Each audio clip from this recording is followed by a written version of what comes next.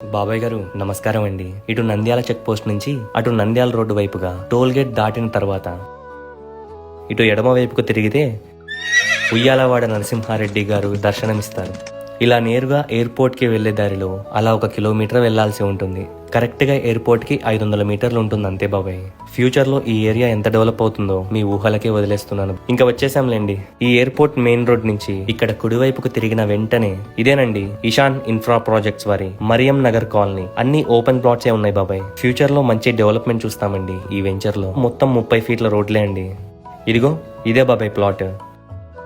30-40 bit అండి. 2.75 సెంట్లలో east face కుంది బాబాయ్. ఓనర్ గారు ప్లాట్ మొత్తాన్ని మళ్ళీ సర్వే చేయించి రాళ్లు పాతారు. క్లియర్ టైటిల్ బాబాయ్.